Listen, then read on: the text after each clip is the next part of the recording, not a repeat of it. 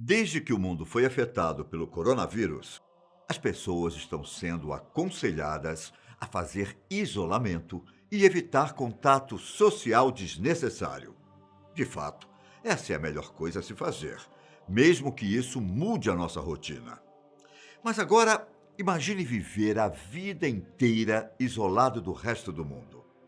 Essa era a realidade de um pequeno garotinho chamado David Vetter, que tinha um problema de saúde incomum. Eu sou Ivan Lima e é sempre um prazer ter você aqui no nosso canal. Quarentena é um período de isolamento e restrição de movimentação de pessoas que foram potencialmente expostas a uma doença contagiosa. O objetivo é reduzir os riscos das pessoas se infectarem. Porém, no surto atual, autoridades do mundo inteiro começaram a perceber que o isolamento da quarentena tem consequências para a saúde mental da população. Segundo um estudo feito por uma renomada revista britânica, os fatores que mais estressam as pessoas isoladas são não saber quanto tempo a quarentena vai durar, o medo de serem infectados, frustração, tédio, falta de suprimentos, possíveis perdas financeiras e que, ao sair, fiquem com o estigma da doença. Tudo isso pode ser um verdadeiro pesadelo para qualquer pessoa, mas nada comparado ao que David Vetter viveu. Ele era filho de David Joseph Vetter Jr. e Carol Ann Vetter. Só que antes do garotinho nascer, seus pais tiveram outro filho, chamado David Joseph Vetter III. O irmãozinho mais velho de David, que tinha o mesmo nome, nasceu com uma doença chamada imunodeficiência combinada, grave, uma condição hereditária que enfraquece drasticamente o sistema imunológico. Infelizmente, o bebê morreu com apenas 7 meses de vida. Depois da morte do bebê, o casal foi avisado que qualquer outro filho do sexo masculino que eles tivessem teria 50% de chances de nascer com a mesma doença. Infelizmente, naquela época, os estudos da doença não eram tão avançados e não existiam muitos tratamentos disponíveis para quem sofria com a condição.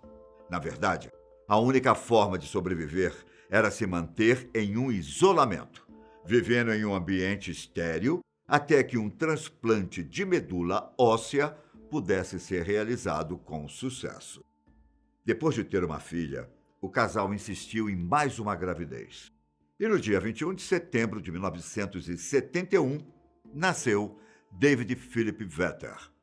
Logo no nascimento, já estava à sua espera uma cama esterilizada. E poucos segundos depois de sair do útero da mãe, David entrou em uma bolha de plástico completamente livre de germes ou de qualquer outra coisa que colocasse sua vida em risco. Até seu batizado foi adaptado. Ele foi batizado como católico romano, onde foi usada água benta esterilizada. Os planos eram fazer David sobreviver até conseguir fazer um transplante de medula, usando a irmã como doadora. Mas quando descobriram que ela não era compatível, esses planos tiveram de ser adiados. Para quem não sabe, a imunodeficiência combinada grave é uma condição que pode ser causada por mutações em muitos genes diferentes. E todos os tipos são de caráter hereditário. A forma mais comum é resultado de uma mutação em um gene do cromossomo X e, curiosamente, ocorre exclusivamente em meninos. Outra forma é geralmente herdada como uma doença autossômica recessiva. Isto é, são necessários 2 genes para a doença, um do pai e um da mãe. E como aconteceu no caso de David, as pessoas com essa condição precisam viver em constante isolamento. Tudo que ele consumia precisava ser esterilizado. Água, ar, alimentos, fraldas, roupas, brinquedos, frutas, tudo era devidamente esterilizado antes de entrar na bolha. No processo, as coisas eram colocadas dentro de uma câmara cheia de gás óxido de etileno onde permaneciam por 4 horas a 60 graus Celsius. Depois, as coisas eram arejadas por 7 dias, antes de entrar dentro da bolha de David. Ou seja, o que ele iria consumir daqui uma semana precisava começar a ser esterilizado hoje. Agora, imagine viver sem nunca ter contato físico com as pessoas. Quando David nasceu, ele ficou 20 segundos exposto ao mundo externo, até ser colocado na bolha. Depois disso, ele só foi tocado através de luvas de plástico que ficam presas às paredes da sua bolha. Por falar nisso, até se comunicar com o garotinho era difícil. Como a bolha em que ele vivia precisava ser inflada por compressores de ar que faziam um barulho ensurdecedor, conversar com David era algo complicado. Mesmo com tantas dificuldades, os pais de David tentaram proporcionar uma vida boa para o garoto. Ele recebia uma educação normal, provavelmente com professores particulares. Dentro da sua bolha, existia uma televisão e uma porção de jogos para que o garoto pudesse se divertir. E durante longos 3 anos, David viveu apenas dentro do hospital, até que uma equipe de cientistas conseguiu construir uma câmara estéril dentro da casa dos pais de David, em Conroy, no Texas. Na verdade, se tratava de uma câmara de transporte, o que permitiu que David passasse cerca de 3 semanas na casa dos pais. Enquanto estava em casa, David tinha sua irmã e alguns amigos, que faziam de tudo para garantir que o garotinho se divertisse. Certa vez, um amigo de David organizou uma exibição especial de O Retorno de Jedi, em um teatro local para que David pudesse assistir ao filme em sua câmara de transporte. Mas apesar da família e dos amigos de David fazerem de tudo para que ele tivesse uma vida o mais normal possível, conforme ele foi crescendo e entendendo as coisas, David sentia desejo de sair da bolha em que vivia. Quando completou 4 anos, David percebeu que podia fazer buracos dentro da sua bolha para ter contato com o mundo exterior.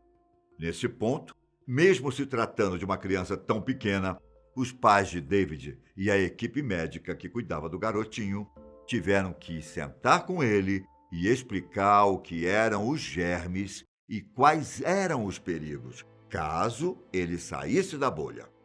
Mesmo assim, à medida que ficava mais velho, David se tornou consciente do mundo que existia fora de sua câmara e manifestou interesse em participar da vida que ele podia ver do lado de fora das janelas do hospital e pela televisão. Foi quando, aos 6 anos de idade, David finalmente deu seus primeiros passos fora da bolha. E isso aconteceu graças à NASA. A Agência Espacial Norte-Americana criou um traje espacial para David, para que assim ele pudesse brincar fora de sua casa e ter contato com o resto do mundo. Para passar da bolha para o traje espacial, o garotinho tinha que rastejar através de um túnel e então entrar na sua roupa. Além disso, para manter tudo estéril e garantir a segurança de David, os ajudantes tinham que concluir um processo longo e demorado de esterilização, mas o suficiente para fazer David um pouco mais feliz. Mesmo que o processo de vestir o traje espacial fosse extremamente complicado, valia a pena, pois só assim a mãe de David conseguiu carregar o filho no colo pela primeira vez no dia 29 de julho de 1977. Quando completou 11 anos, David estava ficando mais curioso para conhecer o mundo e disse a seus pais para levá-lo para ver as estrelas. Sua família o levou para assistir o céu por 20 minutos em seu aniversário. E os pais de David, apesar das dificuldades, ainda tinham esperança de que um dia seu filho fosse curado. Nessa época, os distúrbios imunológicos eram tipicamente tratados por transfusões de medula óssea apenas entre doadores perfeitos. Até o momento, a família já tinha gastado aproximadamente 1,3 milhão de dólares com os cuidados de David. Uma enorme quantia para a época. E, infelizmente, Os estudos científicos falharam em produzir uma verdadeira cura e nenhuma correspondência entre doadores foi identificada. Até que, em 1983, a família Vetter foi informada sobre um novo procedimento que permitiria transfusões de medula óssea de doadores que não são perfeitamente compatíveis. Era uma oportunidade que poderia colocar fim aos sofrimentos de todos. Depois de pensar bem, eles concordaram em correr o risco de fazer o procedimento. A irmã de David, Catherine, doou sua medula. E todos ficaram na expectativa de que David finalmente seria curado. Enquanto seu corpo não rejeitava o transplante, David ficou doente por alguns meses. 4 meses após receber a transfusão de medula óssea de sua irmã, David morreu de linfoma de Burkitt, um tipo de câncer do sistema linfático, que afeta particularmente os linfócitos, que são as células de defesa do corpo.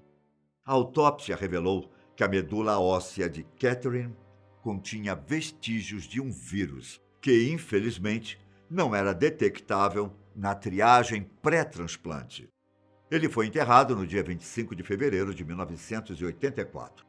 A boa notícia é que, no ano passado, cientistas norte-americanos conseguiram usar o HIV para fazer uma terapia genética que curou 8 bebês que tinham a mesma doença que David. Os bebês, que praticamente não tinham nenhuma proteção imunológica, agora têm um sistema imunológico totalmente funcional. Segundo os especialistas, o gene correto, usado para corrigir o defeito, foi inserido em uma versão alterada do HIV, o vírus causador da AIDS. E quem imaginaria que o HIV, depois de matar tanta gente, iria salvar vidas? Essa foi a história do menino que viveu sua vida inteira dentro de uma bolha. Nos vemos no próximo vídeo, hein? Até a próxima. Tchau!